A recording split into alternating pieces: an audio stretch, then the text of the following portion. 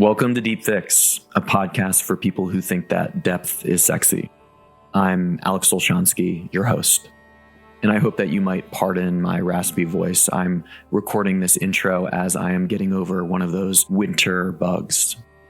Do you ever wonder why so many people complain about late stage and hyper-capitalism? What do we even mean when we use such terms? Are you interested in having conversations with friends about economic possibilities that do not result in you being called either a naive socialist or blood-hungry capitalist? And how are economics linked to the cutting edge of meditation and psychedelics? In this episode, Oshan Jarow and I delve into these questions and much more, ultimately aiming to grasp how we can cultivate the right conditions, both within ourselves and in the world around us, to foster the flourishing of human consciousness. Oshan is a staff writer with Future Perfect at Vox, which, in my opinion, is one of the more intriguing journalistic projects out there, as our conversation will hopefully reveal.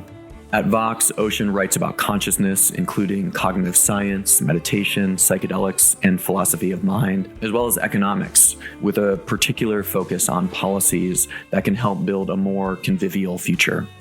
Oshan is also the co-founder of the Library of Economic Possibility, a platform advancing public knowledge about heterodox economic policies. And he's the host of the Musing Mind podcast and Substack newsletter, both of which are phenomenal. Before we get into the conversation, I'd like to mention a couple quick ways that you can support my work and help contribute to the production costs of the podcast if this is something that you want to see more of in the world, because the costs are substantial. The first and single best way to support the podcast is by subscribing on Substack for just $6 a month. There you will get my literary essays, exclusive subscriber content, and more. You can also visit my website at deepfix.co and learn about the various groups I facilitate, such as the Sons of Now men's group, as well as my other nonprofit initiatives like Natura Care, which is an addiction and psychedelic program. Anyways, when I set out to launch the Deep Fix podcast, Oshan was amongst the first people I envisioned having a conversation with. Having followed his work for years, I've consistently admired how he blends forward-thinking intellectual insights with just genuine humanity. After this conversation, I suspect you might join me in feeling rather confident that Oshan's influence is only going to become increasingly prominent over time. And this is a massive conversation. The first half explores economic possibilities, the emancipatory social sciences, and transcending labels such as capitalism and socialism. And then the second half delves into exciting frontiers at the forefront of neuroscience, meditation, psychedelics, consciousness, and awakening. There are a million places where you can spend your time today, a few of which are even worthwhile. No matter, I'm grateful to be one of the million, and I'm hopeful to be one of your few. Without further ado, I give you Oshan Jarow.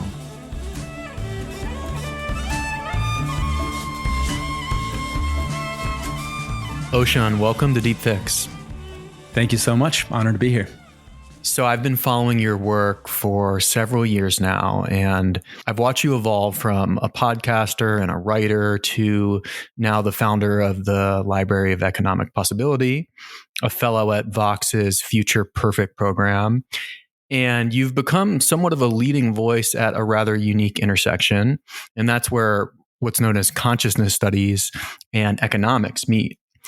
And so as a starting point, I'd like to ask, what are consciousness studies and how might they intersect with economics?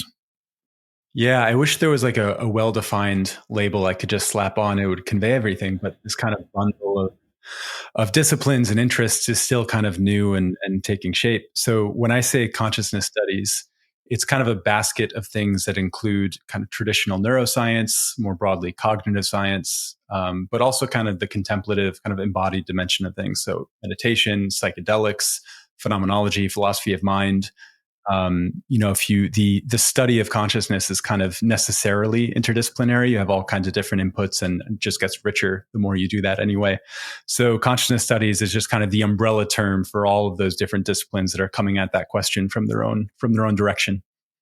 Yeah, it is interesting how all these fields are now really converging for people like you and guys like me as well. Whether that's meditation and psychedelics, the study of phenomenology, all these things kind of are coming together under one umbrella, and we're recognizing that the boundaries between them there really aren't boundaries, rather. And so, maybe first, where did your interest in this field begin, in just consciousness studies, and then we'll get to economics. Yeah, I guess I could give you the quick, bird's eye view of how I got to here. It's always a question of where to begin. I was really fortunate to grow up, in a household where conversations about the existential nature of things or Buddhism or meditation were very commonplace, but also very frequently juxtaposed with very down to earth things. So, for example, my dad was a professor of Asian religions, and he'd talk about God and Seinfeld in the same breath, or the nature of consciousness and like how fucking bad the Yankees were. The sacred and the profane were always very much in conversation with one another, which I'm kind of realizing more and more is something that I think shaped me. Then I kind of had an excursion. I think as a reaction to that, I grew up around a lot of the kind of new age world, for better and for worse. So I decided to go to college and study economics because, I told myself, I'm going to learn how the world really works, supply and demand and markets, which was fascinating. And I had a great time, but I learned that there's just as much fiction and epistemological questioning to do there as well. But that was kind of an interesting balance.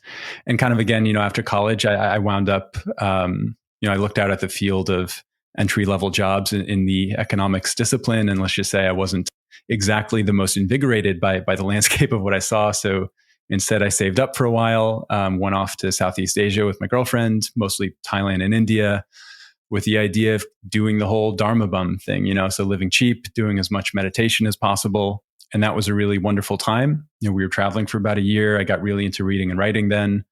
And then I guess after a while, I had done just enough meditation retreats or, stays at Zendos where this idea of, the bodhisattva vow, or this kind of normative idea that, behind a lot of contemplative traditions that I'd been sampling was that, we're not just interested in our own awakening, our own well-being. It's really the suffering of all sentient life was kind of like a theme throughout all of these kinds of different ethics you would encounter. And it was interesting because, well, if you collapse the distinction between self and other, your suffering and mine are all bound up. And oddly enough, that's kind of when my mind began drifting back towards economics, on the question of how to scale a reduction of suffering across not only people who are interested in contemplative practices, but everyone else, which is a much larger fraction of the population who aren't going to go out and, have the opportunity to do a bunch of meditation or whatever it may be. That kind of inevitably brought me back towards systemic questions, things like healthcare, things like anti-poverty, things like workplace environments. So there's been a lot of bouncing back and forth between the two of them. The consciousness studies, I think, was always the heart of things, the question that kind of grips me the most, and the general thrust of the things that I like to read. And I was always drawn towards the people who engage with the question of consciousness. But at a certain point, it wasn't just that alone. It was kind of putting that into conversation with these broader kind of structural questions that I really got interested in. Well, first off, I want to commend you for looking at those finance or economic jobs after college and then choosing not to just plunge into them, because that is not a decision that I personally made. I, right out of school, got my Series 7 and 66 and went door to door asking people in the middle of the Great Recession to, hey, let my blurry-eyed college kid handle your life savings. It was not the gritty experience that you might think it would be in terms of, this is going to really earn your stripes in a career. And so one, that's unique. And then the other thing that really just strikes me about your experience is that so many folks who might go off to the ashram, who might spend serious time studying contemplative practice, who then have a type of bodhisattva insight to want to help others. And it's not just about us. It does strike me as interesting that on a personal level, you went back towards economics and really looking at policy when, maybe this is a really broad generalization, but it seems like a lot of folks might do that and want to teach or do any sort of variety of more maybe individualistic oriented vocations or interest. Mm-hmm. And what do you make of that? Because that urge or impulse does strike me as rare as someone who's in this kind of broader field. I don't know. I guess I would be careful to paint myself into altruistic of a light here. It'd be nice to say that, oh, I really thought deeply about the suffering of other people, and that's what brought me to X, Y, or Z. I think a more honest answer would just be I was kind of reverting back to a lot of my priors, which were in economics. The bringing of those two things together wasn't this, idea in a vacuum. It was really, this oscillation that's been going on through different phases of my life. And I also think it was a question of taste as much as anything else. Again, having grown up around a lot of different kinds of contemplative practices, some really just incredible teachers, and also some folks on the other end of the spectrum, and seeing all that, it's a particular type of culture. It's really fascinating. You learn a lot, but I also I was kind of nerdy, and I really liked the policy discourse, and I really liked being, engaging with empirical data, and these kinds of things. So I think bringing these two things together was just a really convenient fusion of things that I already really liked. I happened to find a few books and kind of intellectual figures when we were traveling that I think also kind of really helped forge those two things. Folks like Andre Gors or the Frankfurt School, or Mark Fisher more recently, Lauren Berlant. There are some really fascinating traditions of people who've been putting these two kind of buckets of things in conversation with each other. And just as a matter of taste and the cultures that had grown up around, those little bubbles, I was really drawn to it. So I guess it was just kind of things taking their course, and I'm happy they went the way they did. But I don't think I had as much a part to play in it as I might like to think I did. Yeah. And I love that you gave a little nod to your priors, your prior experience. I want to get into predictive processing a little bit later and how that framework might be useful. And so when you began this study, I think one of the reasons I was interested in speaking with you, Oshan, is because so many people today are bemoaning the state of economics. It's become a trope to blame capitalism for whatever our problems might be. And yet I feel like a lot of us don't actually understand it, myself included. And so really selfishly, I thought it would be cool for you to maybe just tell us a little bit about what have you learned about hypercapitalism, and in particular around maybe defining that term, which I know you've used. And then in particular, I'm thinking of it in the context of your average millennial or Gen Zer who might just be deeply frustrated and yet not able to place it. Yeah, this is a fun area. And I've traveled many kind of positions along this spectrum as well. I was, I think, a young and somewhat naive, but really passionate guy who blamed capitalism for all kinds of things. And then I kind of, again, went the other direction and felt that people had started over-indexing on that. And it became a shortcut to thinking where we no longer actually engaged with all of the dynamics underlying a really complex area. And we just kind of defaulted to capitalism. And that kind of ended the analysis that could help us really think through what we might do. So both of those positions, I think, they have truth to them. Both of them have been really valuable for me to kind of spend some time inside of. And when you say both, Oshan, do you mean extremes of socialism and capitalism? I mean, aggressively blaming capitalism for stuff and also making fun of the people who aggressively blame capitalism for stuff. I'm glad you clarified. Yeah. I think there's really valuable conversations to be had around, what is the product of systemic constraints in institutions and policies, and what might be the product of different social and cultural factors. But those are the two kind of perspectives I've moved along. But I guess at a very basic level, and, you can just tell me how much you want to go into this. Capitalism, I agree. It is something that very often folks struggle to define. I struggled to define it for a long time. I still do. It's one of those things that's kind of like the basis of the field that nevertheless the definition eludes folks. A lot of fields have this. Biology struggles to define life, which is really interesting. Economics struggles to define money. Neuroscience can't define consciousness. There are all these really interesting elemental bits of a field that always elude definition. But at a basic level, you can think of capitalism as a system wherein the means of production, i.e. the things that people use to make stuff, are privately owned and they're operated in the pursuit of profit. So for example, Microsoft owns Edge, a browser, OpenAI owns their ChatGPT IP stuff and blah, blah, blah. They're selling it out for subscriptions, making some money off it. So you have some private entity owning stuff and operating for profit. You have generally a legal system that is set up to protect those property rights. And you have the thrust of the goods and services in that society being provisioned through markets, as opposed to state sanctioned or whatever. Those are kind of the basic elements, right? You have private property and markets. Some folks would throw in the majority of the population engaging in wage labor as a third dimension. That kind of depends how Marxist you want to get. That's kind of a natural consequence of when you have private ownership of most of the means of production anyway. But that particular setup, is something that has been brewing for hundreds of years. It started conversations in the late 1600s were happening, which are really interesting, through the 1700s, late 1700s, when you have Adam Smith writing The Wealth of Nations, which really kind of kicked that off.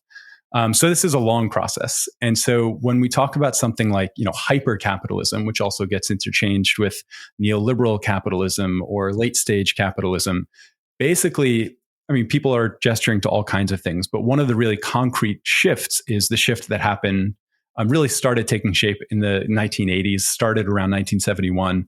You had a shift in the way that people thought about the organizational principles of the economy. You had, a group called the Mont-Pelerin Society, had been organizing for decades about how to kind of impose this way of thinking about the economy because they thought it was for the best. So you have a shift from the public provision of services to privatizing services. You have a shift from taxing the wealthy. So for example, through the 20th century, the top tax rates in the US reached up to 91% on the highest incomes. That is not something that we do anymore. There's a shift away from taxation because the idea was that if you tax too much, you're going to disincentivize economic activity. And ultimately that kind of lowers the boat for everybody. Whereas if you incentivize economic activity by withholding taxes, that rising tide lifts all boats.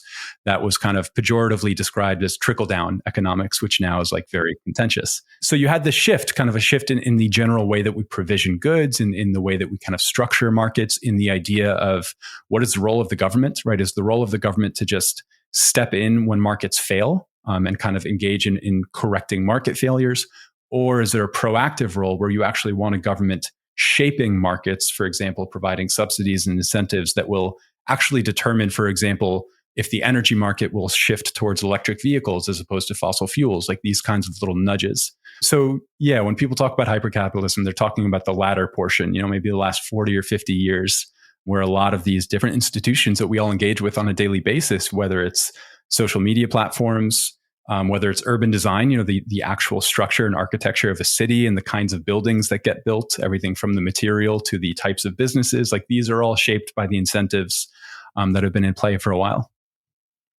Such a helpful overview. And it seems like what just comes up is just how these incentives have shaped what has been almost described as now this age of average, where everything looks the same, whether our architecture, our art, our interiors. And this brings me to something that I want to read from one of your essays. So this is from an essay you wrote about basic income called The Syringe of Possibility. These days, the only thing that feels so certain as the need for socioeconomic change is the learned sense that nothing will in fact change. The powers that be will prevail. We will lead the lives society arranges for us, like school children who awaken to find their outfits already hanging on the doorknob. This crippling atmosphere of impossibility, where change is forgotten because it exists beyond our perception, descended on us only recently. And I think it's killing us slowly. Just as our bodies replace all their constituent cells in 10-year cycles, the past few decades have rebuilt our experiential palette, yielding not a renewed physical body so much as a new mentality. The critic Raymond James describes these emergent mentalities that evolve as the structures of feelings. And finally, it's what the philosopher Frederick Jameson said is like the end of the world now comes more readily to our imaginations than the end of capitalism. So we've had this age of hyper-capitalism, and now there's this structure of feeling we're in now, which doesn't feel so good. What do you make of that? Yeah, I don't know. I'm still working it out. That term structure of feeling, I thought was a really handy one. It's also similar to an idea by the affect theorist Lauren Berlant. She has a book called Cruel Optimism. And this is one of those fuzzy bridges between consciousness studies and economics. It's kind of nebulous. It's not very well pinned down, but I think it's really important. The question of what does it feel like to live through these conditions? And that's a really dangerous question to generalize because everyone's experience is different to a degree, right? But nevertheless, you can try to hone in on patterns that kind of arise when you aggregate people. And then you can ask yourself, well, are there any kind of structural dimensions of this world we have inhabited over the past 50 or 60 years that might be playing a causal role in kind of nudging those patterns towards the forefront of our experience? Mark Fisher has a famous book called Capitalist Realism, wherein capitalist realism is his thesis of this idea that by virtue of recursively engaging with the machineries of capital, which is just to say with society as structured by capitalist incentives, it erodes our capacity to imagine any alternatives, leading to kind of the Margaret Thatcher proclamation, there is no alternative. The horizon of imagination stops there. There's obviously a pessimistic bent to that. And I don't really inhabit that space anymore, especially the more I've been diving into the pragmatics of policy discourse and this and that. It's also just a very exciting moment, like the past year or so in economics. There's very clearly a shift going on in terms of kind of the governing ideas that not just on the fringe in, Marxist academics, but even if you look at the Council of Advisors that Biden has in his White House, there's a lot of different thinking at play, which makes it a really interesting moment to ask, not just diagnosing the problem and pointing out the kind of descriptive nature of all that ails us, but actually seizing the moment to ask, what's the extent of the possibilities? And furthermore, and this is where I get really interested, when we look at some changes that could be on the table, whether it's a guaranteed income, whether it's applications of economic democracy, whether it's a land value tax, all these kinds of things, the question to me is how could these restructure our lived environments such that by virtue of living through them, just as Fisher talked about with capitalist realism, rather than a narrowing of the imagination, we can imagine the inverse, right? A kind of opening, a widening of it. And, I don't have any solid concrete answers, but I think that perspective is one that would be really fruitful to bring into this time as things are in turmoil and things are in flux. It's kind of difficult to take that perspective into actual policy conversations when you're talking to someone who works at a think tank and you want to talk to them about the reciprocal expansion of consciousness. You will get laughed out of the room. That's a strange thing, and it's to bring that into jiving with kind of empirical research. But anthropologists are very good at this. Sociologists are very good at this. It's one of the reasons I like the work of the late anthropologist David Graeber so much, because he was so good at bringing you into a different cultural milieu and showing you just how different things can be that you might have taken as fixed or given. And one of the kind of classic examples I like to point to here is the length of the working week. Ever since I've been alive, and well before that, in the US and much of our peer countries, the norm has been you work 40 hours a week. And that is a really consequential fact in structuring what most people's daily lives look like.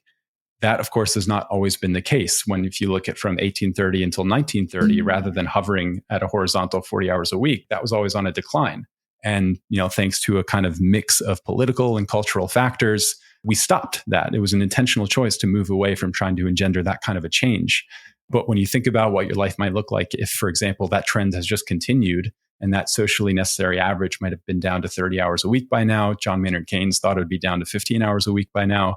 That's a pretty fundamentally different life, right? The kinds of activities that are available to you are different. The forms of value that you can actually structure your life around, I would argue, are more expansive when you're not shackled to the labor market in order to determine what you can actually do. So that's where my mind goes. I'm not exactly as pessimistic as that quote would suggest. I think things have taken an optimistic turn, which makes me a little bit excited for kind of being in that conversation and despite it all, being where we are now. I find that fascinating. I was familiar with the term structure of feeling from cultural philosophies like postmodernism and metamodernism. As someone myself who spends more time on the interior, modes of development, the sense is that there is a lot of struggle out there. And so I've heard you describe in another essay this idea that capitalism is almost like the psychedelic setting, which really will contribute to the type of trip you have. In this case, the trip is just life itself. And I thought that was just such a helpful metaphor. And what you're talking about here is adding policy levers that can fundamentally change the setting and thus the trip of life itself. Does that sound right? Yeah, I remember when I was writing that the idea of set and setting is a very uncontroversial basic fact of working with psychedelics that everyone in that space knows very well. Indigenous cultures have very sensitively designed all kinds of really fascinating sets and settings to go along with psychedelic rituals, which contribute greatly to the experience. The American underground in the 1960s are very attuned to set and setting, despite whatever shortcomings people might think of their approaches. We've actually kind of lost that sensitivity in the current Renaissance. But yeah, basically just taking that idea and saying, if that is the case in a psychedelic trip, it's no different in ordinary consciousness. The influx and the kind of causal relations of set and setting to your ordinary sober experience of life are of course just as kind of entangled as they are on a trip. But that way of thinking, that transfer of one idea to the other hadn't been done all that often. Economists don't often think about urban design of a city, for example, what it feels like on the inside to exist within that city. So yeah, that was kind of a fun little flip to see what would happen if we use that lens. Yeah. And what I appreciate about your work and why I can tell you're excited, and frankly, it gives me hope, is just how simple it is. Like, for instance, something like universal basic income. I've read your work where you talk about like, hey, it's actually not that crazy. It's not that radical. And implementing something like this, even at a very modest level of something $14,000 a year, one would be doable in the US, because I think that's the biggest objection is that, it could never happen, especially with our two-party system. And just the amount of possibility it would open up for your average citizen is just enormous, right? And so that's a simple thing that actually gets really a lot of controversy and in fact can be demystified. The other example is the child tax, which you just wrote about. And it feels like all of this are under the umbrella of a term that I also learned from your work, which is the emancipatory social sciences.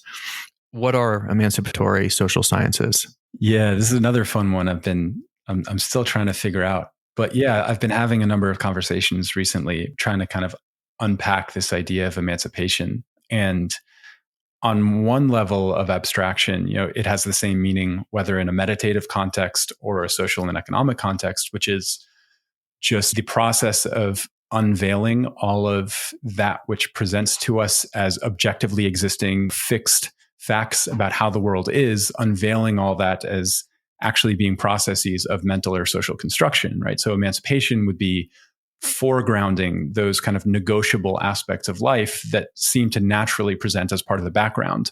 And in the context of social science, I would describe it as a mode of analysis that widens the frame. So not to take the basic structure of the economy as given, but to always remember that the economy is a social construction. The economic system is one that we can change the parameters of, and that can have really deep structural effects on what kinds of lives people are free to live.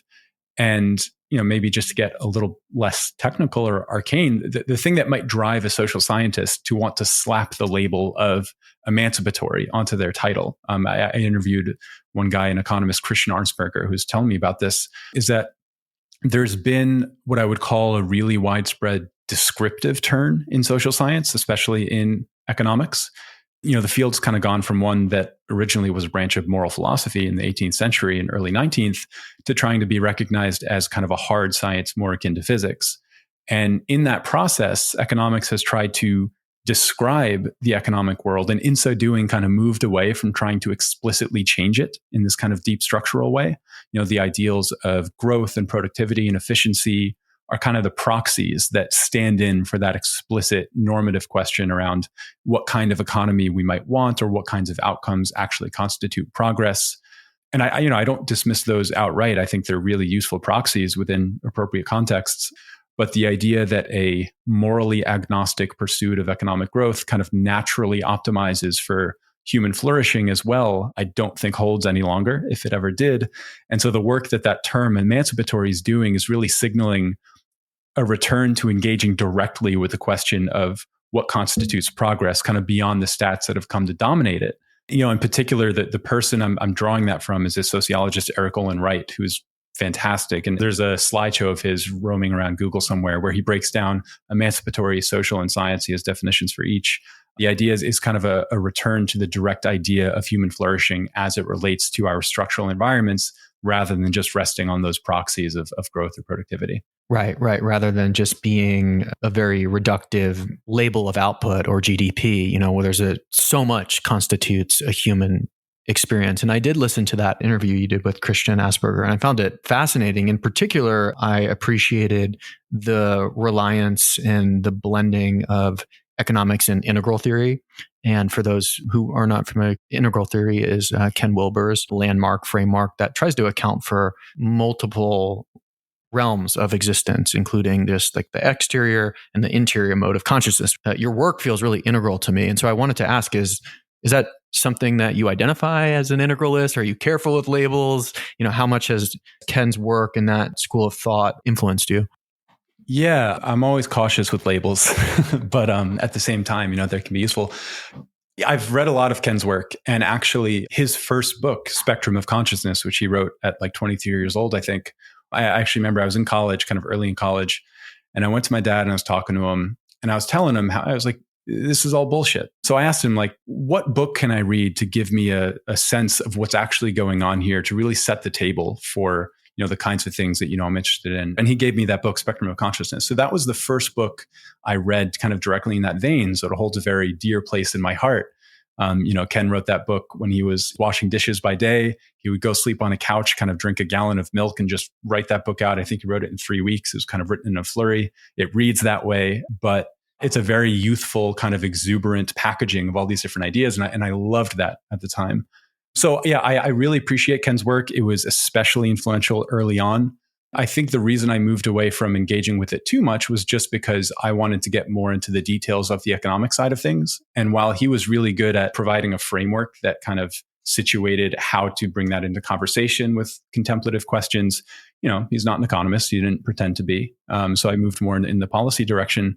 But Ken's work has been really fascinating. It was also a good example just of that kind of syncretic, East-West systems. Like, as you mentioned, this question of individual practice versus, someone talking about the economy or whatnot. And very often, I think these can inadvertently come to be seen as in tension with each other. Like someone who's talking about the role of our environments in shaping our experience can be seen as kind of talking down to someone who really, advocates things like meditation and therapy and maybe some kind of somatic practice. Whereas, as Wilber puts these all on kind of level playing field, which I think is really important.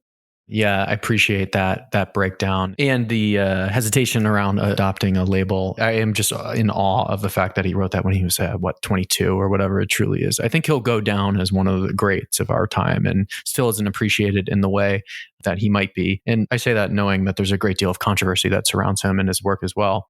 One thing that came up as I was listening to your conversation with Christian around the emancipatory social sciences was a bit of I don't think an objection would be the right word, but it was almost like a former life. And I was imagining one of my very capitalistic, hardcore business friends who would say how is this different from Marxism? How might we make sense of this? Someone who might have, allergies or associations with words like capitalism and Marxism, and then to hear about this emancipatory social science, which seems to be at least built upon, and I would say transcending and including Marxist ideas.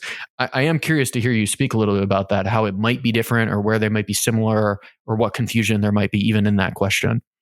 Yeah, this is a fun question. I think about it a lot. In Christian's book, I think it's titled Full Spectrum Economics. He does a pretty good technical breakdown of where he would place it in relation to other traditions. And as you mentioned, his framework is that it would transcend and include. But I think one place I would start, because I get this question a lot too, is kind of capitalism, socialism, what's what, and I have kind of evolved to the place of trying to generally avoid isms altogether when you're trying to have a productive conversation about whether it's descriptive, whether it's normative.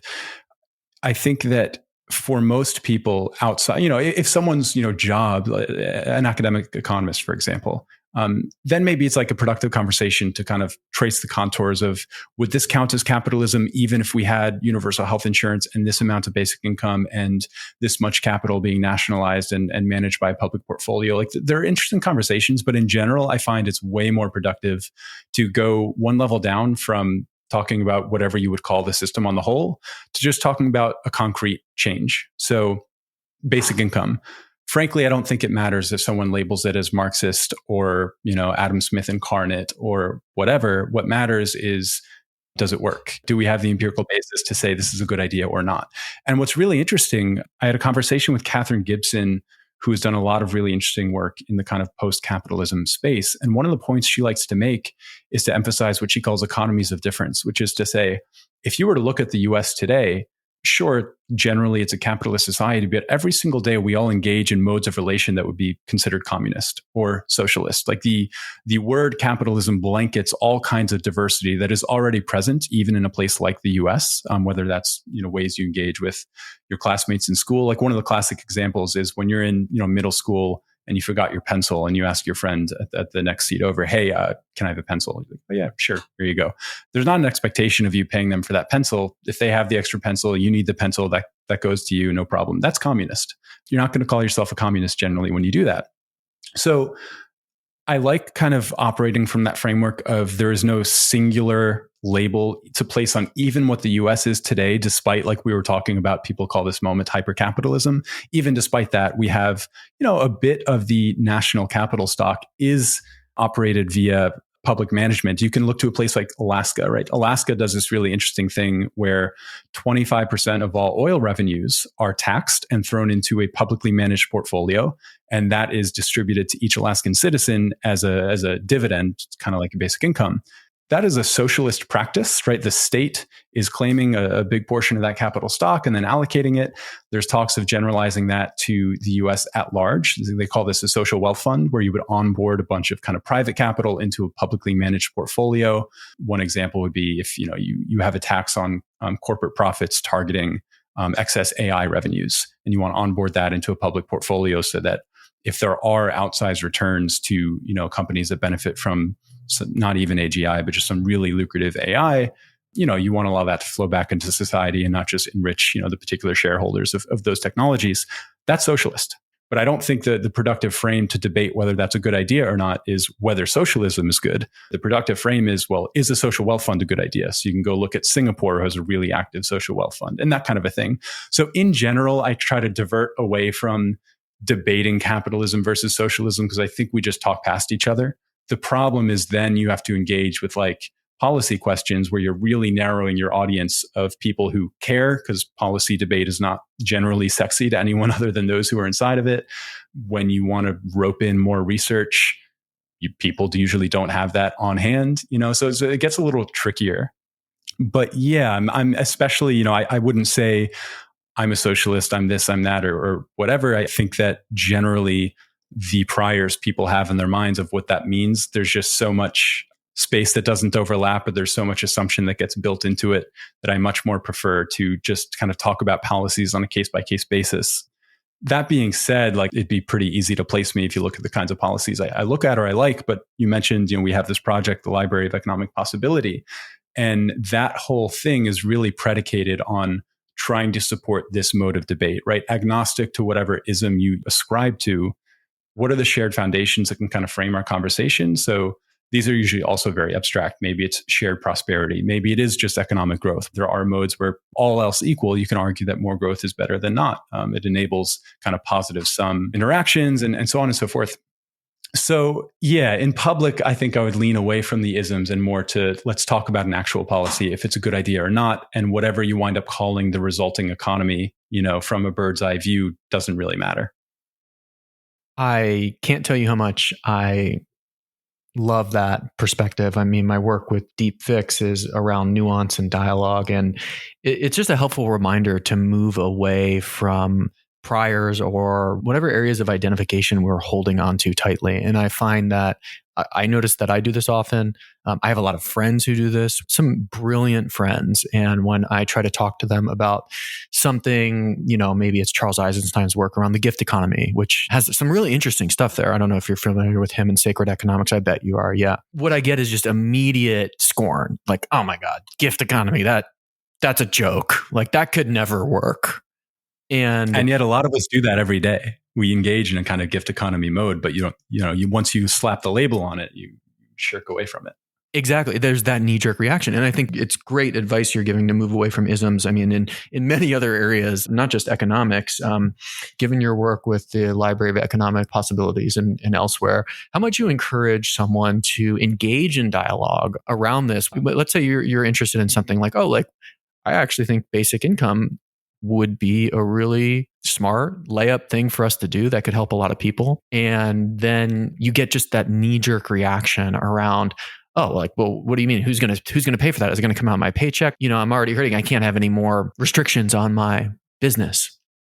You said you work with this as well in your own work, in your own way, this question of how people relate to their priors, the isms, and that kind of reflexive leaning away. I'd love to hear how you've seen that, how that shows up in Same Deal, how you like to work with it. I guess the way I think about it is the isms are very much a shortcut. They're used as either a shortcut to thinking or they just stop the thinking process altogether. If you critique basic income on the grounds of it being socialist, That could be interesting if you have a very well articulated definition of what socialism is, and the people you're talking with share that definition. And also with basic incomes, because people usually mean 8 million different things by that. So I don't have a good answer for this. I've been in conversations where I've encountered that kind of a friction or a reaction to some idea, and it gets coded as socialism. And then I'll try asking them, what do you mean by socialism? That road usually doesn't work. I don't know why. I mean, a lot of times it's because you're speaking with folks who have no reason to care about actually defining socialism. Like, a lot of these conversations are, outlets for other kinds of feelings that people have, either just in that day because they didn't sleep that well in their lives.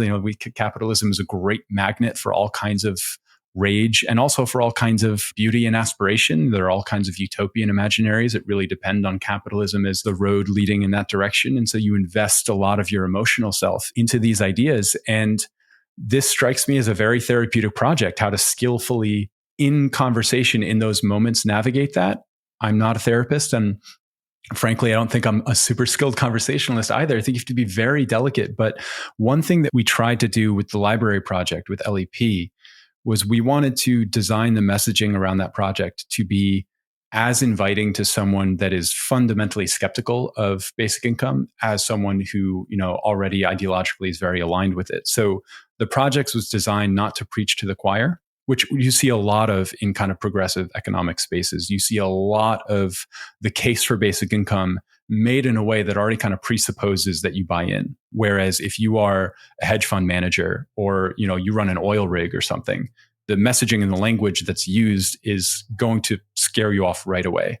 And that's fine. Like, there's a lot of value to be found in kind of advocacy campaigns and building momentum and all that kind of a thing. But it seemed that there was a much kind of fewer resources that were designed to try to onboard new voices into the discussion and to give them the resources to articulate what they're feeling. So, with LEP on one hand, that often comes out as having neutral tone. It also comes out to trying to create easy access to information for whatever concern you might have. So let's say your concern is basic income is obviously way too expensive. It's going to tank the economy. Well, great. If that's your perspective, here's access to the research that, kind of speaks to that. Or conversely, we haven't built this yet, but one thing we want to build is to make it very easy. So say you're reading a report, we have kind of 3 main reports on the site. Say you're reading one and you really heavily disagree with it. You've read something and we've made a claim that you believe to be incorrect. We want to harness that energy and welcome it and say, great, if you feel that way, A, here's like an easy submission to do so. And B, please just provide some kind of research that supports your position. So you kind of marshal those energies to bring them into the same conversation, make them feel welcome, as opposed to make them feel like they're violating some sacred tenets of, the project or the people involved. But yeah, I don't know. I'm curious how you've found kind of working with these dynamics. Is there any kind of approach or strategy? Yeah, that's very helpful, Oshan. And I just want to say, like, you're right that in a sense that it is a deeper question than just like economic policy, right? How to win hearts and minds, how to get people to dialogue in a way that is generative rather than non. And then selfishly, I wanted to explore this with you because in my heart of hearts, these policies around basic income and many others like that you have written about, they just seem like utter no-brainers to me. And it also seems like we're at a point culturally and economically. I'm not an economist, that's probably clear to everyone. However, I'm maybe more versed than your layman. And it just feels like there needs to be shifts that are guiding us as a people towards that beautiful word of freedom, right? Just knowing, though, how much challenge I have just in my own personal life with dear friends about even having this conversation. To me, I can see why, it's actually really hard to win hearts and minds on this subject. To answer your question, when working with folks like on whether in a kind of therapeutic or in a more sense-making capacity, I think it's always good to get to the story, right? And to get to, hey, you hate socialism. Like, why is that? Or you're a capitalist. Tell me about that. Tell me about yourself. When did that become important to you. And then the more you can get people telling their story and like why it is that they identify with something so strongly, that's usually when you can get at like the emotional layer of the identity and then find ways of relating to that might be able to move in a positive sum direction. I mean, and that's the sort of work and skill that I've learned with nonviolent communication and conflict resolution. And so that's more dialogue around really tense conversations or people in conflict, which happens in little micro moments just around these conversations around politics and economics. Yeah, well, it's interesting. I think the frame of nonviolent communication makes a lot of sense to me here, because as you were speaking, the thing that came up for me was the real answer here is to, rather than approach the conversation as one where I'm trying to get you to see that I'm correct, if your approach is one of curiosity, right? You mentioned, oh, that's your belief. That's interesting. Tell me why. Those are always more interesting conversations anyway, right? You invite the person to share. But I think to really engage that kind of perspective or that approach of curiosity, you have to relinquish your idea of getting them to see the thing that you think they should be seeing. In a way, that's a form of violence, right? You're trying to violently impose your own idea upon them. That may or may not work, but if you approach from curiosity, you will at the very least, I think, learn something really interesting. Yeah, such an important point, and that is the only way forward. And I think that's the thing that has to happen is a loosening of the priors and just a relaxing around the things that we identify with. And that's why I love just your very practical, hey, like, let's just look at this policy. Let's look at what this policy might do. Let's look at what Biden's child tax credit did, helping poverty substantially, materially, right, in our U.S. economy, right? It's just when we can look at it at that level, it doesn't matter whether that was done legislation passed by Republican or Democrat. And it doesn't matter what I personally believe or how I identify, because we can just have a conversation around that. And so actually, this might be a good segue to where I want to go next around softening prior, softening identification. And that's to wade into the very beautiful and deep oceanic territory of the meditation and psychedelics and predictive processing. I can tell you're a humble guy and you wouldn't describe yourself as an expert or even that this is your forte, but you have written about this quite extensively. I actually think it was an essay that you wrote a couple years ago that first introduced me to the predictive processing framework. And that sent me down a big rabbit hole with my work with addiction and psychedelics. I was like, oh my God, this is monumental. And then you just wrote a great, I think your opening essay for Vox was an article, The Psychedelic Renaissance, Is That Missing the Bigger Picture? Subtitle, What We Lose When Psychedelics Are Medicalized. And in that, you give a nod to some different flavors of this framework, predictive processing. And so before we might go into specifics of psychedelics or even meditation, and I am curious about exploring both, I'm wondering if you could take a stab at demystifying what this brain theory is, this cognitive science theory, and why it's so important. Yeah, this is the great white elephant of so many cognitive scientists right now. They've been trying to do this. This idea has been around for, not quite a while in human terms, but at least since 2010, 2015. And yet it has made basically no inroads into popular culture. The idea still, every time some new outlet like Vox or the Times or whatever writes about, say, Andy Clark, who's like the leading philosopher of the idea of predictive processing, it's always framed as this bold, new, crazy idea. And it is. So the touch point I like to start with here is, to ask folks to think about when they dream, right? So you're sleeping, you're in your bed, the lights are off, you're still, you're having some big, rich, immersive dream. And in that state, you, unless you're lucid dreaming, which is a small little subset there, but we'll hold that aside, you fully believe this world is real that you're inhabiting, right? Then you wake up, you're like, oh, it was just a dream. The claim that predictive processing makes is that your experience of your ordinary waking life is the same kind of thing than what you're experiencing when you're dreaming, that it's still an internally generated model, right? We like to believe that our eyeballs are these just kind of transparent windows that allow our brain to peer out onto the world, but your brain's actually totally enclosed in this pitch black, floating in some fluid inside of your skull. So what's actually happening is your brain is doing the same thing when you're awake. It's internally generating a model that you experience as the world. The main difference is that you're also getting all kinds of sensory data coming in. And unconsciously, this isn't part of your perception, according to the predictive processing folks. Your brain is effectively kind of cross-checking its internally generated model against the incoming sensory data, not for the purpose of giving you an accurate picture. The brain did not evolve to give you a transparent window or an accurate reflection of reality. That's not what it's doing. What your brain wants, and this is like Donald Hoffman is famous for saying this, what your brain wants is, to render a useful picture of the world, i.e. one that serves its process or its imperative for survival. So you're seeing the world rendered in a way that has been selected to be maximally useful for your survival, which is interesting maybe when we get into psychedelics and all that. But that's kind of like the basic claim. The kind of other little pieces I would add is that predictive processing is kind of a subsidiary of this broader and even stranger and tougher to describe thing called the free energy principle, which is the work of Carl Friston, a neuroscientist. And then predictive coding and predictive processing, kind of the same thing, is kind of a piece within that just describes what your brain is doing and why. So that's the basic way I would introduce it, is when you're dreaming, that's the same kind of thing as when you're awake. I love that description. And you mentioned Donald Hoffman, the cognitive science work, who wrote the book, The Case Against Reality, who does a very clear takedown of how what we determine as reality, it's more like, we might be looking at the computer desktop, I think is one metaphor that he might give. Like, we're looking at the desktop, but everything that is going on behind the scenes, like that's more like reality, right? We're only seeing a very slim picture.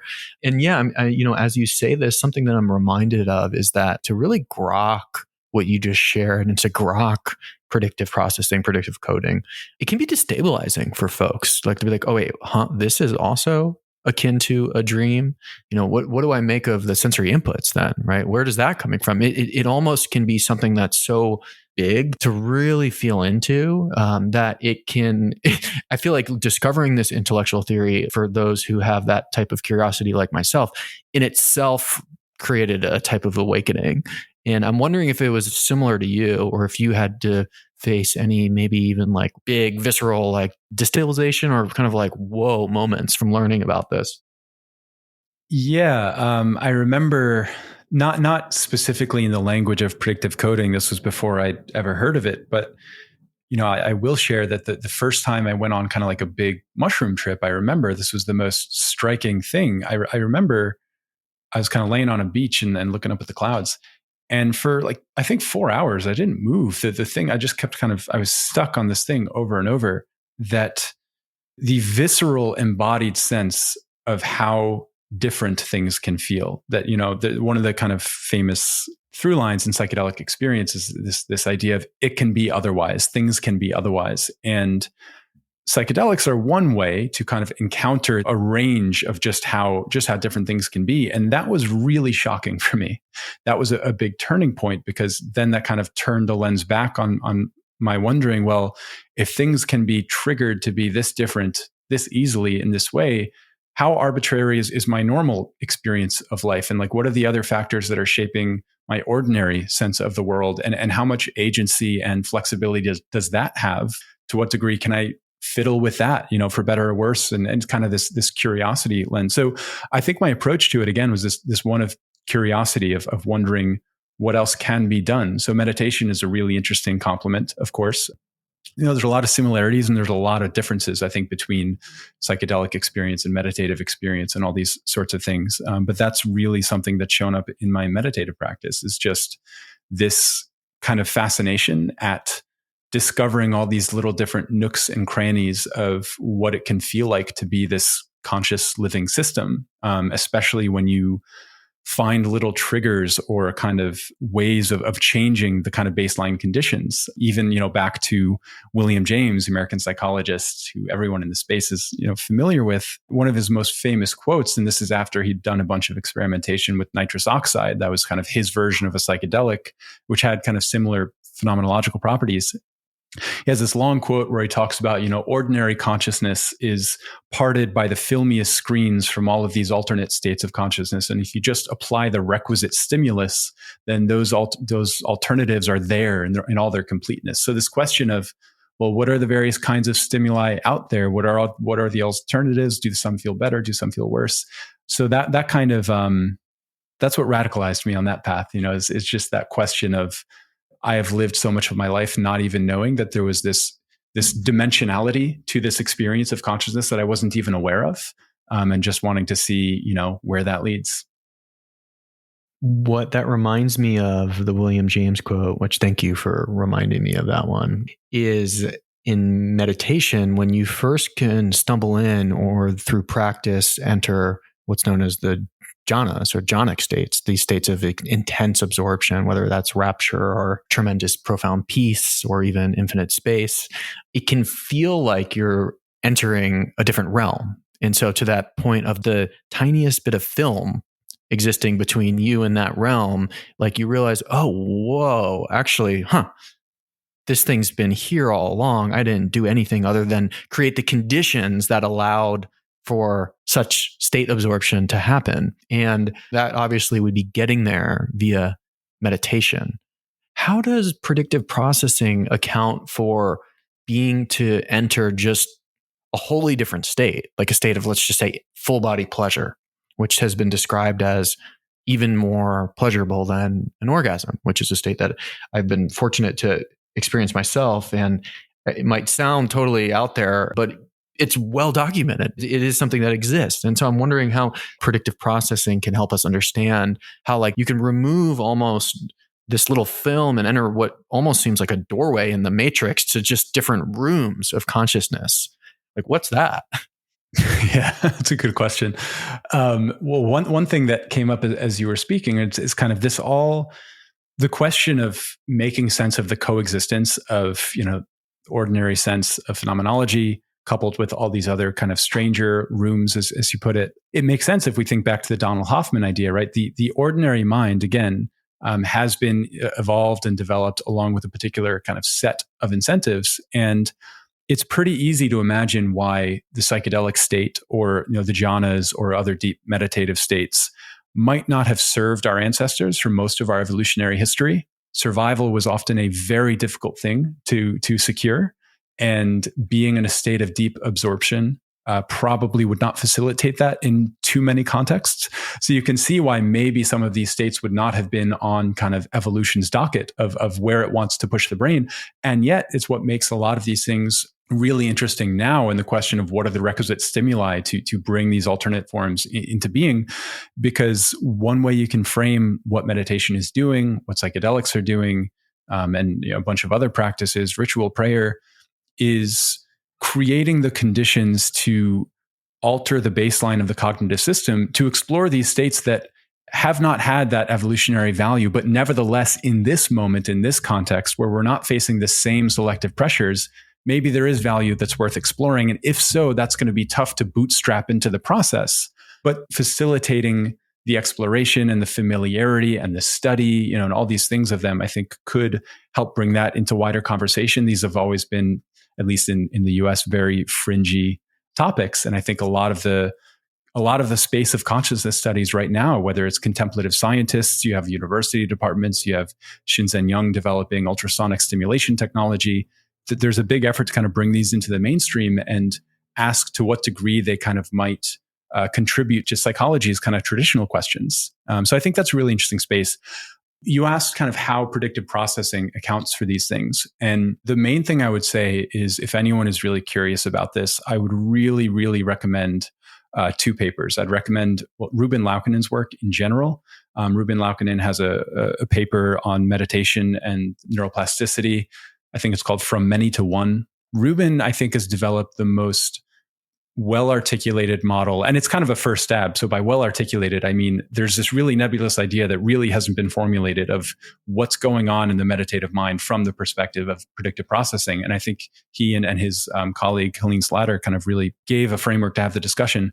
I won't bore everyone with a big dive into it, but the basic idea is that the predictive mind is built on a kind of hierarchy of priors. And priors are assumptions about the world that through your experience you have come to believe are so self-evidently true that the mind says, I'm no longer going to kind of waste resources having you consider it each time. So, I have a pen. If I throw it up, it's going to fall down. My mind is sure that pen is going to fall down. I've seen everything throughout all my years of living. When I throw up, they fall back down. So that's kind of a prior built into the way that I see the world.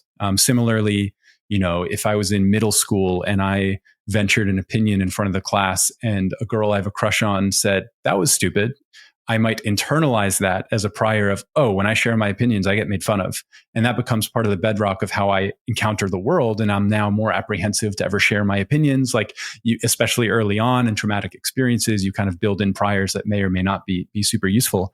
But the idea is that the predictive mind is this hierarchy of all those priors. And those priors kind of define the space of conscious awareness, what comes in, what remains below the surface.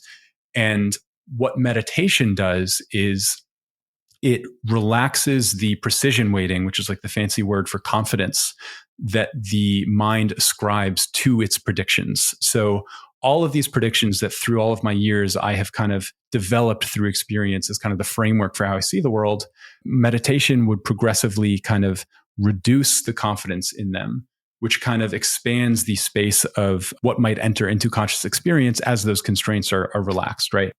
He has a kind of 3-stage model of meditation. So in phase 1, when you first sit down on the cushion, you might call this focused attention meditation. And in that, what you're doing is you're concentrating your attention on one particular object. So it might be your breath.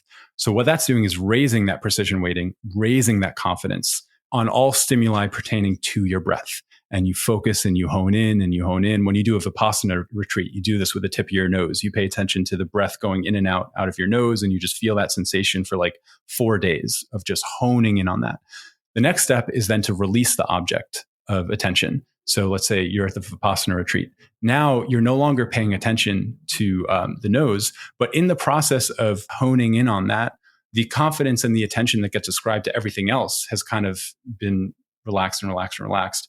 And then when you release the object, which is the last thing holding it together, you just enter the space of the second phase of open monitoring, which is where you kind of have all the precision weighting across the entire system has been downregulated. That's a really interesting space. That, again, that's kind of a novel space. You need to create the conditions for that to happen because the mind is not ordinarily going to enter into that space. Priors are really useful. You know, when I'm playing soccer, I'm making use of so many kind of like unconscious strategies that I've accumulated over years of playing that enable me to do like more advanced things that if I had to consider each little angle, I wouldn't. Nevertheless, if you're interested in well-being, these states might be interesting. So you go into the open monitoring stage, and that's allowing all these priors to kind of settle and awareness to settle.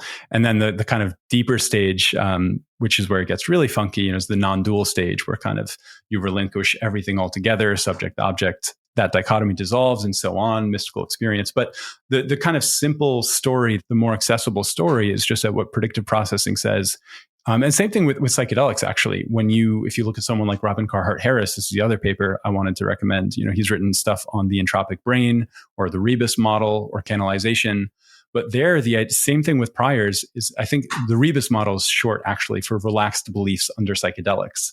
So it's the same kind of deal. Say that I have that ingrained prior from the girl who made fun of me in middle school.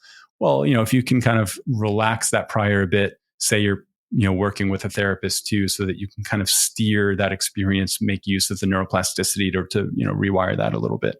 But yeah, across both contexts, it's interesting that those priors play a pretty significant role in the question of the changes in your conscious awareness and also how to work with them. That was a phenomenal breakdown. What I'm reminded of here is the work that I do in addiction. And one of the reasons that I'm so interested in predictive processing is just from looking at something like addiction. If we were to take, let's say, Robin Carhart Harris's model, where someone with addiction has not only priors like the sort that you mentioned, maybe they were made fun of in school early on and developed this thing, I can't speak in public. And that when this emotion comes up, I'm going to feel shame. And when that comes up, I don't want to feel that. And I'm going to do this thing to help me get relief from it. It creates this trench, right? Or this canal that just becomes fully ingrained and is almost like a learned behavior. And when we think of something like that in terms of just repeated, continual, deep learning, almost in the way that machine learning works. And I think one of the other fascinating things about predictive processing is that, our understanding of how the brain works has evolved from, it's like a telephone switchboard. It's like a computer. Now it's actually like a deep learning neural net. One of the reasons why I think this theory is so interesting is because the programs that they're building, ChatGPT and other large language models, are based on something very similar. And I think when you look at something that has traditionally been labeled like a pathology, like addiction, from that lens, it's less of a disease or any sort of moral failing and more of just a literal learning issue. And that can be restacked through numerous methods. And of course, there's meditation.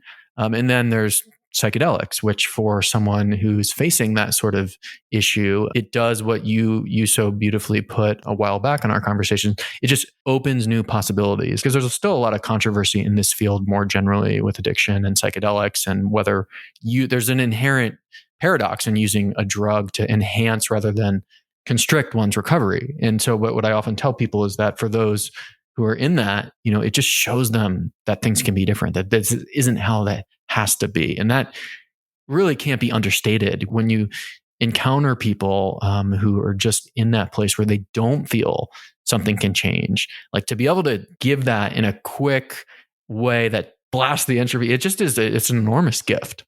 I think one of the reasons your work is so interesting, and given the essay that you opened your career with Vox around, is that yes, psychedelics and these psychotechnologies can be enormously impactful for all sorts of mental health. However, if we singularly narrow in here, we'll miss a much bigger picture.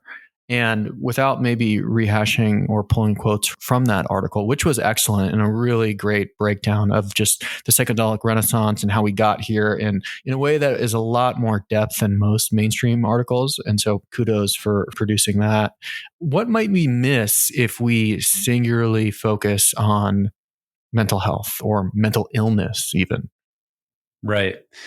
Yeah, that article was kind of born out of my frustration with reading, major publication after major publication publishing their own version of, the story of the psychedelic renaissance, where certainly in the headline, but even in the body of the text, that everything hinges on the therapeutic potential. That's how the upsides were framed. And there's all kinds of reasons for that are understandable.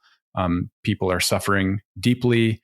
There's a strategic question of just kind of public relations, given what happened, in the middle of the 20th century with psychedelics. But the question that, I'm sure you've come across too, that has been kind of swimming around a bunch of the psychedelic underground, is how to frame the benefits of psychedelics, even for those who don't have, a diagnosis or a particular mental illness that they're working on. Of course, historically, these have been used by all kinds of societies, benefiting all kinds of folks. Certainly not, specifically in tuning into people with any kind of illness.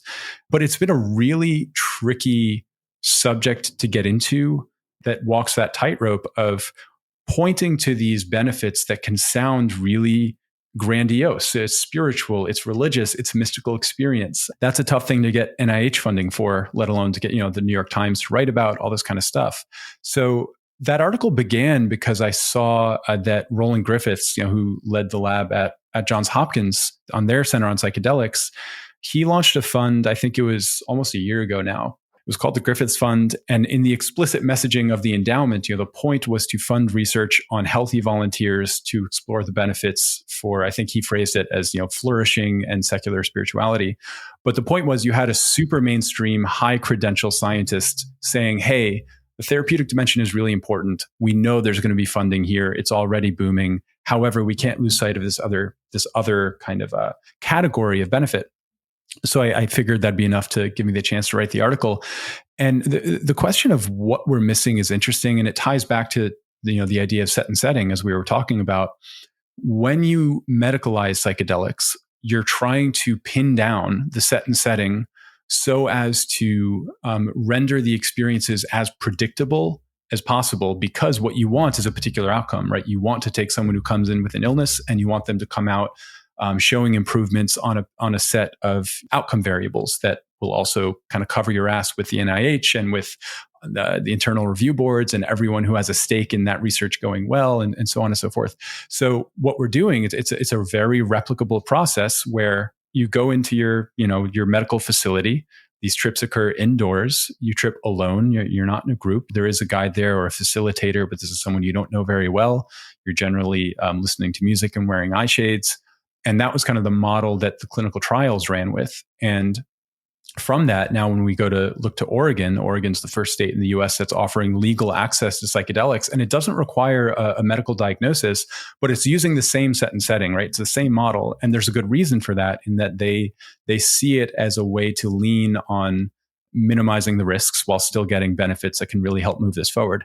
And that's true. I don't have any issue with medicalizing psychedelics. It's important. I think the issue arises if and when that is the only legal game in town. Because again, as anyone knows who's gone back to look at the indigenous cultures, or who's had the great privilege of getting to partake in their ceremonies, I've been able to do that a little bit with the Shipibo in Peru, and it is absolutely fascinating to see how much of a difference in the actual experience the alterations in sets and settings can have. For example, just tripping in a group, right? A group of folks who have all approached this with some degree of intentionality, rather than listening to music. Maybe you have live music played throughout the ceremony. Maybe you're up and dancing. There's all these different ways to go about it that really fundamentally change not just the experience, but there's a little bit of research on this now of the kind of meaning that is produced. Like the meaning enhancing quality of psychedelics is really interesting. And this is something that's very intricately bound to the structure of the experience, and also the matrix. This is something that always gets missed, and I think it's interesting. There was a psychiatrist, Betty Eisner, mid-20th century, and she wanted to kind of update the language to say set, setting, and matrix.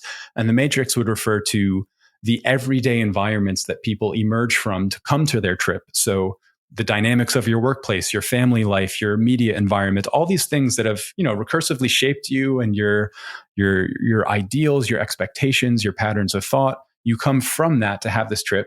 You have your trip. Then you go back into that matrix afterwards, and the kind of lingering effects also interact with that matrix to shape them. So this idea of set, setting, and matrix being a variable that changes the process is something that's held in place in the medical model. And again, that's fine. In fact, that's very useful in many contexts. But, for anyone who's ever taken some mushrooms and gotten the gift of being able to stare at a tree, something that you can't do in current medical offices, it's a really interesting experience. So what you lose is the diversity, and I would argue the potency and the range of the potential experiences that psychedelics can occasion. I was speaking with a scholar, Oliver Davis, on this recently. He works in kind of what's called the psychedelic humanities, which is really fun and emerging, formalizing field. They have a center over at the New School now. But yeah, this idea of seeing the medical model as one set and setting among many, as opposed to being the way in which people access psychedelics, I think is really important in terms of not kind of curtailing and placing strictures on an experience that otherwise can be really, really enlivening and empowering. And, it doesn't go without saying, we should say that when you allow access in wider contexts, you are engaging with different kinds of risks. So there's a lot of considerations around public education, around licensing and quality control. And it's incredibly thorny to think about what it looks like to, for example, have a commercial distribution center for psychedelics that people can go and buy and take home. Like, that's really difficult. It's really important to get right. There are big risks. There are people thinking through this. Transform is a drug policy foundation in the UK. They just released a really good report, I thought, on this. But those questions of how do we allow access in ways that will allow for the diversity of sets and settings that I think give psychedelics their color, right? That vibrancy that comes from all the different kind of the scope of possibilities is really important. I think that this is similar to emancipatory social sciences in a sense, right? Because rather than just doing medicalized psychedelics, you're giving people an opportunity to have the full set of opportunities. And so while it's of course not a social policy, I think you're right that it will require that. And yeah, I'm glad you mentioned risk, because one of the things around container just being so important, and particularly, I work in this space and co-founded Addiction and Ayahuasca nonprofit, and the way that we produce our ceremonies and operate, it's of a spiritual nature, but outside of when we're working with our population, which tends to be more therapeutic, it's always of spiritual nature. And when you go back to the indigenous communities, or even in other communities, like a lot of the new entheogenic churches that are doing this work in high integrity around the country, you're not necessarily just going to work on yourself. You might be going to celebrate, to praise God, to dance, to do any number of things that are part of this human condition that aren't just about like, let me get to my trauma and go through the muck, and to be able to get exposure to that aspect of, some will call it prayer, some would call it just celebration, I think is so important. And it would really be unfortunate if one's experience just is into a sterilized office with an eye mask and a Hopkins playlist and you're done. That you'd be missing a big slice of the pie. And so I appreciate you getting this in sort of a really big mainstream outlet. Well, it's interesting too, because if I just throw one thing in there, which is that if you approach psychedelics from the kind of mentality of mental illness and therapeutics, mental illness is a very formally defined set realm, right? You have the DSM-5, this kind of massive handbook that has kind of lists of formal definitions and so on and so forth of what each illness entails. But the way that we define mental illnesses really kind of comes down to observable impairments in functioning, which is really interesting because what that misses is, say you're someone, in psychedelics, the betterment of well people, say you're someone without a diagnosis, you might go and, have your psychedelic experience and come back. And from the outside, from the bird's eye view, your life might not change that much. The observable characteristics of you functioning in the world might not change all that much. But on the interior, right, the phenomenology of what it's like to be you still could change really drastically. And that's something that's very easy to miss when you use the mental illness approach, which kind of lends itself towards this question of functioning and observable characteristics. I think it's shielding off the question of phenomenology and also kind of marginalizing it a little bit, which is interesting because fundamentally, I think the question of phenomenology, the question of what it feels like to be you, whether you're on the low end of the spectrum and it's really difficult, or even if you're just like a moderately happy guy, that's one of the most interesting and human questions I could imagine. And psychedelics are also, I think, incredibly well attuned to foregrounding that as a question, right? We were talking about foregrounding. So that's something I think you lose when you pin everything down and you approach it from that purely therapeutic lens. That cuts at a really deep question. I think it was Thomas Metzinger who said that this fundamental inquiry, like what is good consciousness? What type of consciousness do we want to cultivate? And I know that's a question that you've explored in your work, and I feel is one that is often not even thought about, right? Like if we're going to do these deconstructive practices like meditation, where you can get awareness, metacognitive awareness into your priors and how your priors are shaping your thoughts, behaviors, and daily life, you can begin to deconstruct that and understand how all the ways in which you are placing too much weight on these areas that might not be true in a relative and absolute sense. And then, of course, there's the psychedelic path, which is a faster road to eradicate priors and to get a much more expansive view as to what might be possible. When we're doing all these deconstructive paths, that begs the other question, which you bring up, is like, okay, what about the reconstruction? What are we actually shooting for here, right? Is it just the eradication of illness, that we're all broken and we're, DSM-5, this guy's got addiction and we need to solve it? Or what is it that we're working towards here? And I know that's a deep question and we're kind of winding down, but I wonder if you have any thoughts on that and how we might think about that in these coming years. Yeah, well, one thing that comes to mind is it kind of loops back to what we were talking about with economics in the beginning of the conversation, that kind of transition from moral philosophy to wanting to be seen as a science akin to physics. I mean, the same thing happened to psychology from the late 1800s through the 20th century. You had William James, a Harvard psychologist, who was really, really interested in questions of the intrinsic experience of what it is like to be of consciousness, right? He wrote the great book, Varieties of Religious Experience. And then through the 20th century, when you had kind of behaviorism rise and you had cognitive psychology, these were also efforts to really form a kind of hard science out of human psychology, which of course is going to kind of wring out, the phenomenology of it all. So I see this moment as kind of bringing the phenomenology back into question. And yeah, the framing things as kind of deconstructing practices and then the reconstructed contexts, I think is really, really interesting.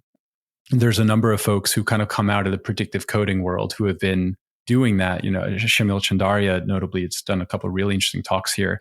And yeah, so I think it's fair to frame psychedelics and to frame meditation as these deconstructive practices that deconstruct the ordinary context of the mind. They occasion these kind of unusual and really interesting modes of awareness. But the thing is, and psychedelics are a good example, Robin Carhart Harris is big on this point, that The therapy isn't necessarily just from taking the drug. You don't just take the mushrooms and kind of wait out your trip and go back and your mental illness is healed. Most of the clinical research has been on combining psychedelics with psychological support. It's not always straight psychotherapy, sometimes a little bit less than that. But there is a question of, how much intrinsic healing is there to simply deconstructing the mind? I don't think this is a settled question. I think there are really interesting cases all over.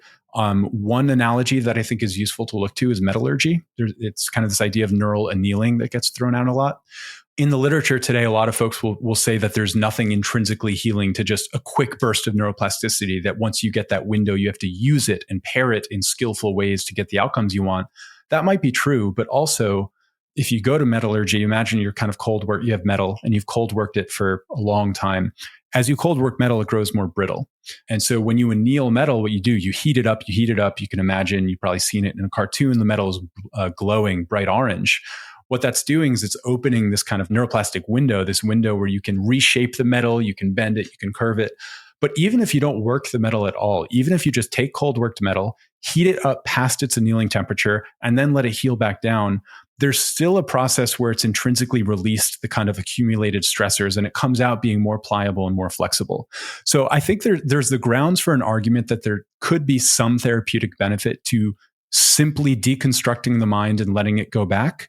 But if so, it's going to be a sliver of it. And that's always going to be amplified by this kind of intentional process of how do you reconstruct the mind? So in the meditation context, Rubin's paper does a really good job with this.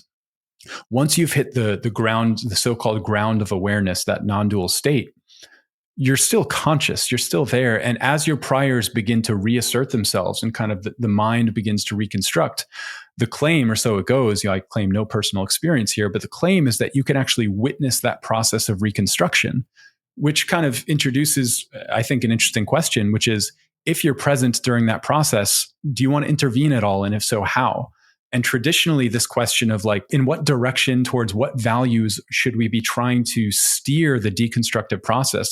To what direction do we want to reconstruct ourselves has traditionally been a question of religious ethics, right? That whether it's love, whether, all these kinds of things, whatever it may be, the deconstructive process, I don't think provides its own ethical framework. There's not a self-evident normative kind of container to the process of deconstruction, and just raw deconstruction can be really dangerous. There's all kinds of kind of borderlines with psychosis and coaxing psychosis, all these sorts of things. So the question of how you construct the container to direct the reconstruction is really important. I don't think we have a good answer for it, especially culturally. In the kind of the post God is dead world, we're spiritual, but we're not religious, and therefore we don't have any kind of collective and coherent values that can really inform that process. It's an interesting space, and I think that's one of the areas that I hope a lot of the folks, and I think they are in the space, are going to kind of do some thinking with, is how you complement the skill we're gaining in the deconstructive realm with, I think the proper word would be a wisdom in the reconstructive process. I think there's probably a lot of this at small scales. I'm sure you work with this in your own organizations, how you provide those containers in a skillful and healthy way. I'm really curious how to scale that up, especially as we scale up access to psychedelics, especially as we scale up research on kind of neurotechnology that might accelerate timelines for deep meditative states. A lot of folks are trying to make the jhanas accessible to all via, ultrasound stimulation. So yeah, the better we get at deconstruction, the more urgent the question of how we want to reconstruct becomes. And I don't have any great answers for that. I'd love to hear if you have any yourself, but I think that's kind of the place we find ourselves. And again, I'm not a pessimist about it. I think that's a really interesting and kind of rich and fruitful question, is what are the frameworks that might help guide these processes in more wholesome directions? Very helpful annealing metaphor there. And as someone who's had profound deconstructive experiences on psychedelics, and it was psychedelics that really blew the lid off for me before going in the deep end of meditation, it can be really intense and destabilizing. It doesn't always, sometimes it's cosmic bliss and unity, all that stuff, Allen Ginsberg and others maybe wrote poems about, but it also has this other aspect where when you get the rug pulled out, in my case, at least, it was extremely terrifying. And I've witnessed this just doing this work over the years where it doesn't always come gracefully in the way that we might think grace looks and brushes upon our being. In just to your point about like having a really good container and having people and community who that's not just normal, but welcome and doesn't produce any sense of shame. Like that was probably one of the most healing experiences I've ever had, where you really just lose it and you lose your shit in front of people and you think that you've blown it. And then everyone's just like, hey, good work. That I can't tell you how healing that is. And I think anyone who maybe works in this field has been there themselves. You would hope. But then, of course, as you and I probably both know, that's not the case, right? There's a lot of, there are many charlatans out there, and there are many people who are getting containers that don't have necessarily an ethical framework that orients towards something like the good, the true, and the beautiful. Not to say that I know what such a thing is, but I feel like, at least with psychedelics experiences and the way that they'll be organized, there's going to be a lot more room for container and ethics. I do get a little just more concerned about like for instance, we just heard about the pilot who almost took down his plane taking the mushrooms. And I think you did write about that actually in another Vox essay about the risk of psychedelics. And what I think worries me more is, as non-duality and deep meditation grows in popularity, as psychedelics is sort of the at-home self-experimenter. Not to say that I'm against that. I think there's a place for that in our lives. But when you're just deconstructing and then coming back into Reddit, that's a little bit more worrisome. Reddit and TikTok, that's like, oh boy.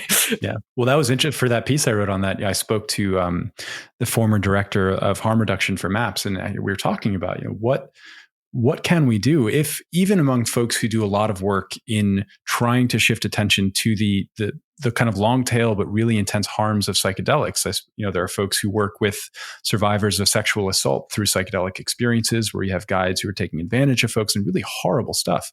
Even there, the folks doing that work, they don't want to see another prohibition, right? So the question is, well, what can we do? And there's a lot of it seems to come down to kind of public education, right? Informing models of responsible use in the same way that we kind of have shared ideals around, what drinking alcohol responsibly looks like, or like driving a car. We don't really have that around psychedelics because there has not been, a reliable source and kind of, time for the accruement of public education around what that looks like. And then, of course, on the other end of that, there's the question of accessibility.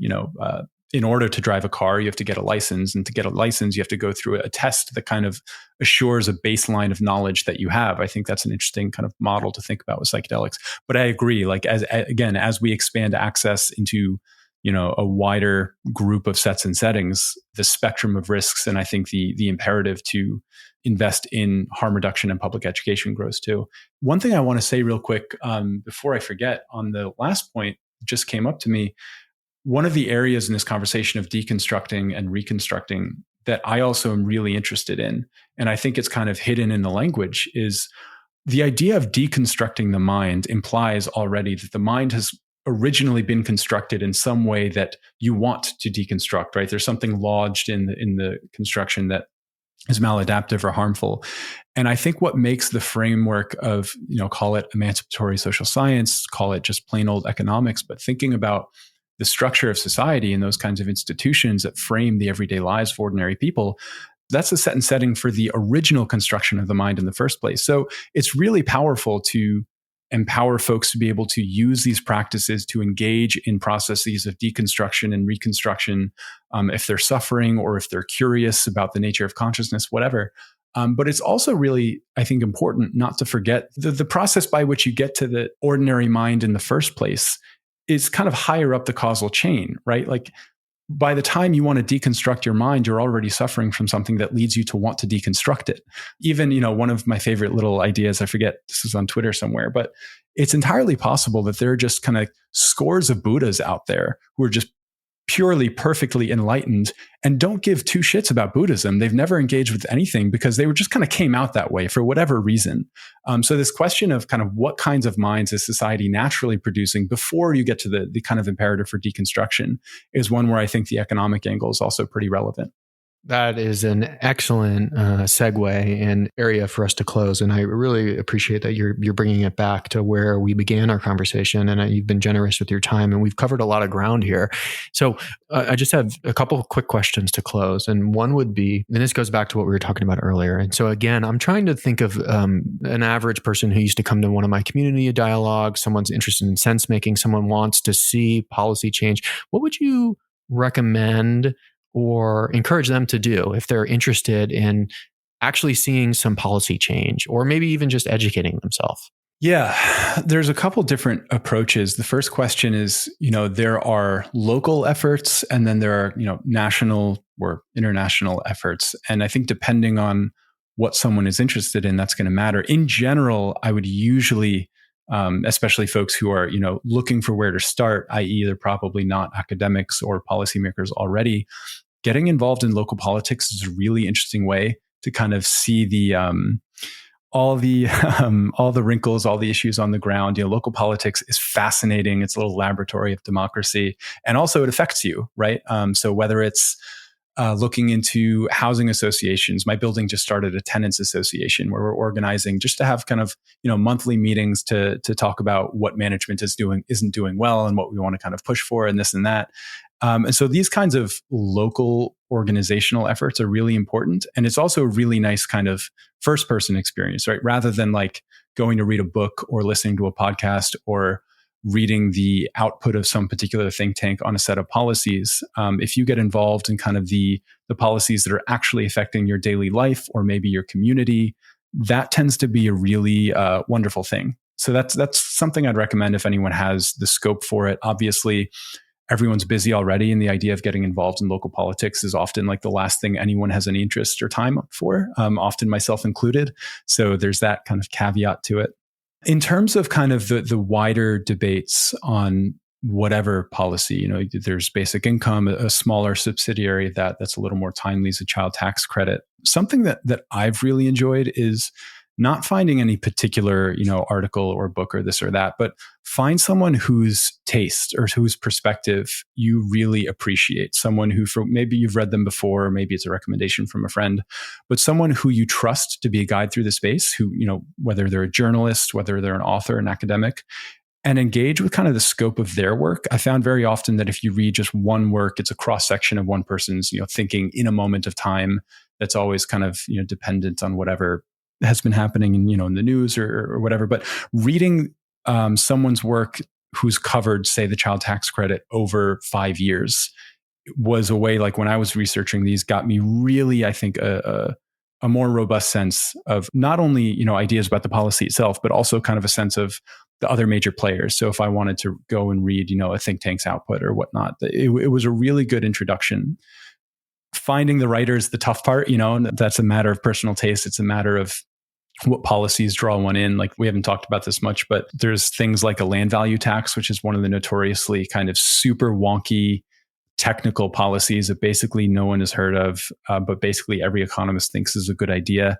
And so the big question there is public messaging. Like, there is no really easy way to figure out, what it's about, but the story around it is that it would make a really big difference in the economy and people's lives. So it's a huge space. Local politics are always nice because you've got skin in the game, right? And you also kind of meet people throughout, and that's always nice as well. I'm always, if anyone has any particular things they're interested in, always feel free to reach out. I'm happy to recommend anything I can. That maybe the one last thing I'll say, since, guaranteed income has been a space where I've done a lot of work, it's one that I'm relatively comfortable giving some on-ramps to. There are a couple different levels of engagement depending on if you want to read like hard research and academics or whatnot. There was a book published by Philippe Van Parijs. I think it's called Basic Income. The subtitle might be a radical proposal for a free and sane society or something like that. But I read that a couple years ago, and he's kind of one of the leading philosophers in the guaranteed income space who's been working in it for decades. And that was a nice kind of summation of bringing together a lot of the research. By virtue of being a philosopher, right? It's not restricted to an economist's lens. It brings in some sociology, it brings in questions of moral philosophy and human welfare that were really interesting. So that was a nice book if someone has the stomach for a book to get into it. The other person I'll recommend, actually, when I was traveling in India, one of the things that turned me on to basic income was, I think I mentioned it before, Andre Gorz. Andre Gorz has this book called Critique of Economic Reason. And this is not a like accessible book. It's weird, it's technical, it's critical theory. But if anyone, for any crazy reason, has a stomach for that kind of stuff, the marriage there between pragmatic kind of policy writing and, he's an existential philosopher at heart. He was kind of engaged with like Jean-Paul Sartre was like his interlocutor.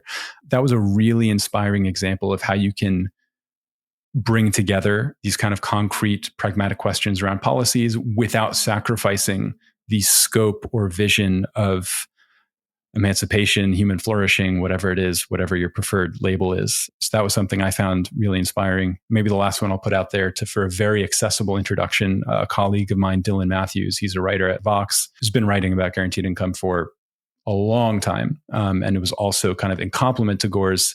His pieces were ones that kind of gave me the kind of more accessible, okay, here's what's actually going on, kind of foothold in the space. So maybe that's where I'll leave it. And I would like to add you to that list for sure. You've certainly served that role for me as someone who can demystify science and policy, and your newsletter is an excellent resource for folks, and your Vox essays as well. I'm just very excited to see about where I feel like your career is just getting going, and I'm excited to watch. And so where can people find you, Oshan? Yeah, I guess the main place, you can go to oshanjarow.com or musingmind.org. That's my website. It has links to my podcast, my newsletter, my essays. If you go on the Vox website, you can see the articles I've written there. There is Twitter/X, but given, who knows what's going on these days, I tend to say if you want to be connected, the newsletter is good. I am always open. I really, really encourage folks to reach out, whether there's something, I said that you think is wrong and you want to let me know why. I love to kind of, hear other opinions, whether it's just kind of ongoing dialogue or question. That one of the main reasons I started a lot of this public facing work, podcast and the website and all this and that was kind of shoot up the flare, to see who else is interested. And getting to speak with folks like you, is I think perfect testament to the virtues of doing that. It's really enlivening and invigorating. You find the others, you meet them, you learn from each other. So please reach out. And the website's probably the best. Great. And I'll put all those links in the show notes. And this has just been a real treat, Oshan. Thanks for the time. And hope to maybe do it again. I would love to. And there's a lot of things I'd love to hear from you as well. I know, when it's your podcast, it's usually, you're not the one answering the questions, but I feel like there's a lot of really interesting resonance between our work. And, I've been reading your newsletter for a while. It's also just a really wonderful source of resonance in the space, across, we all have our own little perspectives and things that we're drawn to, but I've really appreciated seeing your work as well. So I hope the conversation continues. Yeah, we'll have to link up the next time I'm in New York. And thanks again, Oshan, for the time.